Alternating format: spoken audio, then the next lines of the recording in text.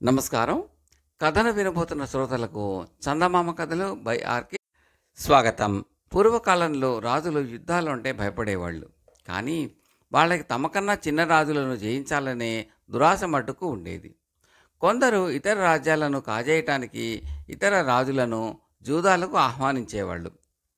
మరికొందరు తాము జయించదలచిన వారికి పరీక్షలు పెట్టి అందులో వారు ఓడిపోతే వారి రాజ్యాలు కాజేసేవారు. శమంత దేశాన్ని ఏలే కమలనాభుడు అనే రాజు తన పొరుగు రాజైన ప్రసేనుణ్ణి జయించాలని, అతని రాజ్యాన్ని కాజేయాలని చాలా గాఢంగా వాంఛించాడు. కావటానికి కమలనాభుడు ప్రసేనుడు కన్నా బలవంతుడే. కానీ యుద్ధం చేస్తే జన నష్టము, ధన నష్టము జరిగి తీరుతుంది. ప్రజా జీవితం దెబ్బతింటుంది. అన్ని వృత్తులు అస్తవ్యస్తమవుతాయి. తిరిగి రెండు దేశాలు కోలుకోవటానికి చాలా కాలం పడుతుంది. ఈలోపుగా ఇంకొక రాజు దండెత్తి వచ్చి రెండు రాజ్యాలను కాజేయవచ్చు. అందుచేత కమలనాభుడు ప్రసేనుడికి ఒక సవాలు పంపాడు. మనిద్దరము రెండు రథాలు తయారు చేసి వాటికి పందెం పెడదాము. ఏ రథం ఎక్కువ వేగంతో పోతే అది చేయించిన వారు గెలిచినట్టు, రెండవ వారు ఓడినట్టును అని. ప్రసేనుడు ఒప్పుకోక తప్పింది కాదు. ఎందుకంటే తాను ఒప్పుకోనంటే కమలనాభుడు తన మీదికి సైన్యాలు పంపి యుద్ధం చేసి దేశాన్ని సర్వనాశనం చేస్తాడు. దేశం కాస్త కుక్కల చింపిన విస్తరి అయిపోతుంది. అందుకని ప్రసేనుడు తన రాజ్యంలో ఉన్న ప్రముఖ కమ్మర్లు అందరినీ పిలిపించి, మీరంతా ఫలానా గడువులోపుగా ఒక గొప్ప రథాన్ని తయారు చేయండి. అది చాలా దృఢంగా ఉండాలి, అతి వేగంగా కదలాలి. మీరు తయారు చేసే రథాలలో ఉత్తమమైన దానికి గొప్ప బహుమానం ఇస్తాను అని చెప్పాడు. వెంటనే కమ్మరులు అందరూ రథాలు తయారు చేయడం ప్రారంభించారు. వారిలో ఒకడు కమ్మరంలో చాలా పేరు పడ్డవాడు. నిజానికి వాడు అందరు కమ్మర్ల లాంటి వాడే. కానీ వాడి వద్ద ఒక మెరికి లాంటి పనివాడు ఉండేవాడు. కమ్మరంలో ఆ పనివాడి ప్రతిభ, ప్రావీణ్యం అసమానం. అన్ని విషయాలలోనూ వాడు చాలా సూక్ష్మబుద్ధి గలవాడు. వాడి జాతి ఏమిటో కూడా ఎవరికీ తెలియదు. వాడు పసితనం నుంచి అనాథ. వాడికి ఒక పేరు కూడా లేదు. అందరూ వాడిని లంబాడి అని పిలిచేవారు. కమ్మరి కూడా అదే పేరున వాడు పిలవడం మొదలుపెట్టాడు. కాలక్రమాన అదే వాడి పేరైపోయింది. లంబాడీ నైపుణ్యం వల్ల వాడి యజమాని ఎంతో ఆర్జించాడు. కానీ లంబాడీ మటుకు జీతము భత్యము లేని నౌకరుగానే ఉండిపోయాడు. రాజుగారి ఆజ్ఞ ప్రకారం తయారు చేయవలసిన రథాన్ని లంబాడీయే తయారు చేశాడు. రాజుగారు రథాలన్నిటినీ పరీక్షించి లంబాడీ తయారు చేసిన రథాన్నే ఉత్తమమైన దానిగా ఎన్నుకున్నాడు. ఈ సంగతి తెలియగానే లంబాడి రాజుగారి కోటకు వెళ్ళాడు. కోట ముందు రథం నిలబెట్టి ఉన్నది. జనం దాన్ని ఎగబడి చూస్తున్నారు. చిన్న పిల్లవాడు తోసినా అది కదులుతోంది. రాజుగారి దగ్గర కొలువు చేసే ఉద్యోగులందరూ కూడా దాన్ని తెగమెచ్చుకుంటున్నారు. ఇలాంటి రథం ప్రపంచంలో మరొకటి ఉండదు, గెలుపు మనదే అన్నాడు ఒకడు. దీనికి మన రాజుగారి తెల్ల గుర్రాలను పూంచితే ఇంకేమైనా ఉందా అన్నాడు మరొకడు. లంబాడి వాళ్ల మాటలకు అడ్డు వచ్చి, ఆ తెల్ల గుర్రాలకు నేనే లాడాలు వేశానంటే ఇంకా అవి ఎలా పరిగెత్తుతాయో చూసుకోండి అన్నాడు. రాజుగారి ఉద్యోగులు నివ్వెరపోయి, నువ్వెవరు, నీకేమిటి సంబంధం అన్నారు. నేనే దీన్ని తయారు చేశాను అన్నాడు లంబాడి. ఏమిటి, దీన్ని నువ్వు తయారు చేశావా? దీనికి రాజుగారు చాలా పెద్ద బహుమతి ఇచ్చారే, అయితే నువ్వు గొప్ప ధనికుడు అన్నమాట అన్నారు ఉద్యోగులు. అంతా మా యజమాని తీసుకున్నాడు, నాకు చిల్లి గవ్వ కూడా ముట్టలేదు అన్నాడు లంబాడి. ఉద్యోగులు వెంటనే లంబాడిని రాజు వద్దకు తీసుకుపోయారు. రాజుగారు తన ఉద్యోగులు చెప్పినది అంతా విని, రథం తయారు చేసింది నువ్వే అయి నీ యజమాని నీకు ఏమీ ఇవ్వని పక్షంలో విచారణ జరిపి నీ యజమానిని తీవ్రంగా శిక్షిస్తాను, నువ్వేమీ విచారించుకో అన్నాడు లంబాడితో. ఇప్పుడు నాకు కావలసినది అది కాదు, తమ గుర్రాలకు లాడాలు కొట్టే అవకాశం నాకు ఇవ్వండి, అవి వాయువేగంతో పరిగెత్తే పందెం గెలుస్తాయి అన్నాడు లంబాడి. అందుకు రాజు సమ్మతించాడు. అనుకున్న ప్రకారం రెండు దేశాల సరిహద్దున రెండు దేశాల రథాలకు పందెం జరిగింది. ప్రసేనుడి రథం అవలీలగా కమలనాభుడి రథాన్ని గెలిచింది. తమ రథం ఓడిందన్న కసితో కమలనాభుడి రథాన్ని తోలేవాడు తన రథాన్ని వేగంగా తెచ్చి గెలుపు సరిహద్దులో నిలిచి ఉన్న ప్రసేనుడి రథానికి మోటించాడు. ఆ తాకిడికి కమలనాభుడి రథం ఇరుసు విరిగి దాని చక్రం పూర్తిగా ధ్వంసమైంది. ప్రసేనుడి రథం చెక్కు చెదరలేదు. దాంతో కమలనాభుడి అపజయం పరిపూర్ణమైంది. ఇది జరిగాక రాజుగారు లంబాడికి బోలెడంత ధనం ఇచ్చి తన ముఖ్య సలహాదారుగా నియమించాడు. కమలనాభుడి వద్ద ఒక మాయల మల్లి అనే ముసలిది ఉన్నది. ఈ రథాల పందెం దెబ్బతిన్నాక కమలనాభుడు మాయల మల్లిని పిలిచి ఈ అవమానానికి ప్రతీకారం చేయాలి, ప్రసేనుండి ఎలాగైనా సరే జయించాలి, ఉపాయం చెప్పు అన్నాడు. ఉపాయాలకేమీ ఎన్నైనా ఉన్నాయి అంటూ మాయలమారి కమలనాభుడికి ఒక ఉపాయం చెప్పింది.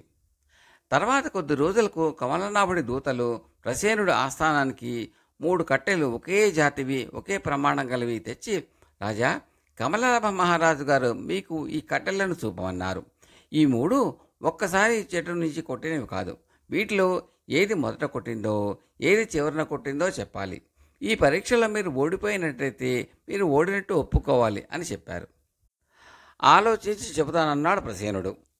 ఆయన లంబాడీని పిలిపించి కమలనాభుడు మరో బెడద తెచ్చి పెట్టాడు. ఈ 3 కట్టెలలో ఏది మొదట కొట్టింది, ఏది తర్వాత కొట్టిందో, ఏది చివరన కొట్టిందో చెప్పాలట. ఏమన్నా ఉపాయం చెప్పగలవా అన్నాడు. అదేమంత కష్టం కాదు మహారాజా. ఆ 3 నీటిలో వేయండి. ఏది చప్పును మునిగితే అది చాలా కాలం ఎండేది, ఏది మునగకపోతే అది చాలా పచ్చిది. మధ్యస్థమైన కట్టె కొంచెం నింపాదగా మునుగుతుంది అన్నాడు లంబాడి.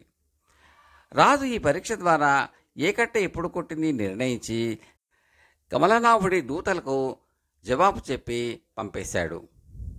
ప్రసేనుడు నాకన్నా తెలివిగలవాడే ఉండాలి, నాకు తెలియని సమాధానం అతనిలా కనిపెట్టాడు అన్నాడు కమలనాభుడు మాయలమల్లితో. రాజులకు ఇంత తెలివితేటలు కూడానా? ఆ ప్రసేనుడికి ఎవరో తెలివైన వాడు సలహాలు ఇస్తున్నాడు అన్నది మాయలమల్లి. అలాంటి వాడు ఉండే పక్షంలో మనం ప్రసేనుడిని ఎలా ఓడించగలం అన్నాడు కమలనాభుడు.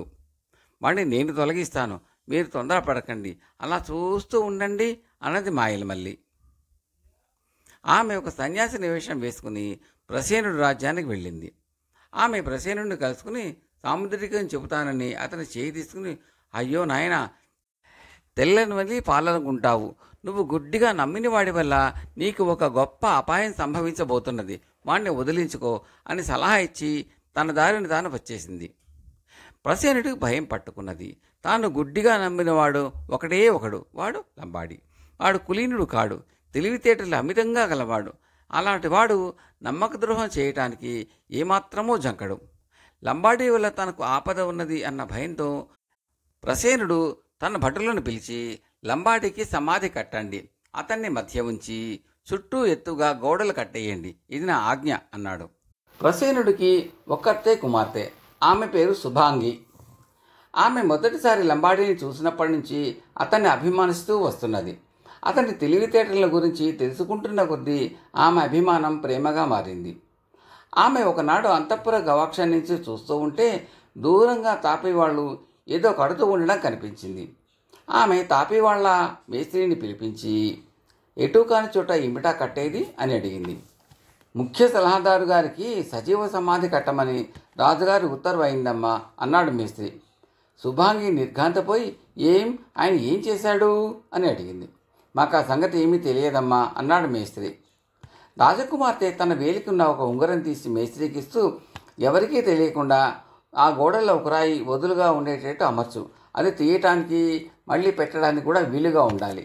అలా కట్టిన తర్వాత అది ఎక్కడ కట్టింది నాకు చెప్పు. ఇలా చేశావని రాజుగారికి తెలిసిందో నీ తల పగిలిపోతుంది, జాగ్రత్త అన్నది. ఆమె చెప్పింది గ్రహించినట్టు తల ఊపి మేస్త్రి వెళ్ళిపోయాడు. ఆ సాయంకాలం చీకటి పడే వేళ శుభాంగి కొత్త కట్టడంకేసి వెళ్ళి మేస్త్రి చెప్పిన చోట వదులుగా ఉన్న రాయి తీసి లంబాడి అని పిలిచింది. తన గతి ఇలా ఎందుకైనది గ్రహించలేక పుట్టెడు విచారంలో మునిగి ఉన్న లంబాడి ఉలిక్కిపడి, ఎవరది అన్నాడు. నేను రాజకుమార్తెను, నీకు భోజనం తెచ్చాను అన్నది శుభాంగి. లంబాడికి ప్రాణం లేచి వచ్చినట్టయింది. అతను గోడ కంత వద్దకు వచ్చి రాజకుమార్తె అందించిన భోజనం తీసుకుని, మీ దయకు ఎంతైనా కృతజ్ఞుణ్ణి, కానీ రాజుగారు నాకు ఇలాంటి మరణశిక్ష ఎందుకు విధించారో మీకు ఏమైనా తెలుసా? నేను ఏ తప్పు చేసి ఎరగను అన్నాడు. మా నాన్నకు ఎవరో చాడీలు చెప్పి ఉంటారు. అసలే ఆయన తొందరపాటు మనిషి. నిజం నిలకడ మీద అదే తేలుతుంది. కొద్ది కాలం నీకు ఈ చెర తప్పదు. నువ్వు తిండికి మాడకుండా నేను రోజు భోజనం తెచ్చి పెడతాను, నువ్వు కాస్త ఓపిక పట్టు అన్నది శుభాంగి. మాయలమల్లి ఎత్తు పారిందని కమలనాభుడికి చారుల ద్వారా తెలిసింది. ఈసారి ఆయన పరీక్ష పెడితే ప్రసేనుడు తనకు దాసోహం కాక తప్పదని ఆయన అనుకున్నాడు. ఎందుచేతనంటే లంబాడీ చచ్చో సస్తూనో ఉండి ఉంటాడు. కొద్ది రోజులు గడిచాయి. ఒకనాడు ప్రసేనుడు వద్దకు 12 మంది యువకులు వచ్చారు. అందరూ ఒకే ఎత్తు ఉన్నారు. ఒకే రకం దుస్తులు ధరించి ఉన్నారు. వాళ్ళు ప్రసేనుడితో, రాజా, మమ్మల్ని కమలనాభ మహారాజు గారు పంపారు. మాలో ఒకడు ఆ మహారాజు కుమారుడు. అతను ఎవరో మీరు పోల్చుకోలేకపోతే మీరు మా రాజుగారికి ఓడినట్టు ఒప్పుకోవాలి, లేకపోతే యుద్ధం తప్పదు అన్నారు. ప్రసేనుడికి దడ పుట్టుకొచ్చింది. ఇలాంటి విపత్తుల నుంచి తనను లోగడ కాపాడిన లంబాడి ఈ పాటి చచ్చిపోయి ఉంటాడు. తనకి ఈసారి కమలనాభుడి దాస్యం తప్పదేమో అనిపించింది. ఆయన విచారం కనిపెట్టిన శుభాంగి కారణం అడిగింది. ప్రసేనుడు చెప్పాడు. అన్నట్టు లంబాడీకి అతి క్రూరమైన మరణశిక్ష ఎందుకు విధించావు? అడగలనుకుని మర్చిపోతున్నాను అన్నది శుభాంగి. బుద్ధి తక్కువై ఒక బైరాగి ముండ మాటలు విని లంబాడి నాకు ద్రోహం చేస్తాడని భయపడి అలా చేశాను. నిజానికి వాడు నాకు ఉపకారమే చేశాడు, కానీ ఎలాంటి అపకారమూ చేయలేదు అన్నాడు రాజు. ఆ సమాధిని పడగొట్టేసి చూడు, ప్రాణాలతో ఉన్నాడేమో అన్నది శుభాంగి. ఎప్పుడో పోయి ఉంటాడు, తిండి లేకుండా ఇన్నాళ్ళు బతుకుతాడా అంటూనే రాజు సమాధి పడగొట్టించాడు. లంబాడి బతికి ఉండడమే కాక ఎప్పటికన్నా కూడా ఆరోగ్యంగా బయటికి వచ్చాడు. రాజు అతనికి క్షమాపణ చెప్పుకుని తనకు వచ్చిన కొత్త ఉపద్రవం గురించి చెప్పాడు. లంబాడి కొంచెం ఆలోచించి, ఈ రాత్రికి వారందరికీ రాత్రి చాలా ఆలస్యం చేసి ఆకలి దహించుకుపోయేటట్టు చేసి సత్తు కంచాలలో భోజనం పెట్టించండి. రాచిప్పలతో వడ్డన చేయించండి. రాజకుమారుడు తప్ప మిగిలిన అందరూ భోజనం చేసేస్తారు. అప్పుడు ఏం చేయాలో నేను చెప్తాను అన్నాడు. కమలనాభుడు పంపిన 12 మంది యువకులకు దాదాపు అర్ధరాత్రి కావస్తూ ఉండగా భోజనం వడ్డించారు. చీచి, ఈ కంచాలేమిటి, ఈ వడ్డనకు ఈ రాచిప్పలేమిటి, మేము భోజనాలు చేయం అన్నారా యువకులు. నన్ను మీరు క్షమించాలి, నేను పేదవాణ్ణి, భక్తితో పెట్టింది నిరాకరించరాదు. దయచేసి భోజనాలు చేయండి, వంటకాలు రుచిగా ఉంటాయి, మా వంట వాళ్ళు ప్రసిద్ధులు అన్నాడు ప్రసేనుడు. నిజానికి వంటల వాసనే ఎంతో బాగున్నది. ఒక్కొక్క యువకుడే భోజనానికి ఉపక్రమించి ఆకలి కొద్దీ ఆవురావురమని భోజనం చేశారు. ఒక్కడు మాత్రం భీష్మించి కూర్చుని భోజనం చెయ్యనే లేదు. మహారాజా, ఇతనే రాజకుమారుడు, అతన్ని వెంటనే చెరసాలలో పెట్టించండి అన్నాడు లంబాడి. కమలనాభుడు పంపిన యువకులలో మిగిలిన 11 మంది తిరిగి వచ్చి ప్రసేనుడి నుంచి సందేశం కూడా తెచ్చారు. తమకు సలహా ఇచ్చే ముసలిదాని తలను నా కళ్ళారా చూసిన నాడే నేను మీ కుమారుని మీ వద్దకు తిప్పి పంపుతాను. అంతేకాక నాతో గిల్లి కజ్జాలు పెట్టుకోనని మీరు ప్రమాణం చెయ్యాలి అని ప్రసేనుడు లంబాడి సలహాపై కమలనాభుడికి సందేశం పంపాడు. కమలనాభుడి ఆట కట్టయింది. ఆయన మాయలమల్లిని తన వెంట తీసుకువచ్చి ప్రసేనుడు కాళ్లపైన పడేసి, దీన్ని మీ ఇష్టం వచ్చినట్టు శిక్షించండి. నాకున్న ఒక్క కొడుకు మాత్రం ఏ ఆపద రానివ్వకండి. నేనిక మీ జోలికి రానని నా తండ్రి తాతల మీద ప్రమాణం చేసి చెబుతున్నాను అన్నాడు. కమలనాభుడి కొడుకు లంబాడి ద్వారా తన తండ్రి కుయుక్తులను గురించి విని ప్రసేనుడు తనను నిర్బంధించడం సబబే అని ఒప్పుకున్నాడు.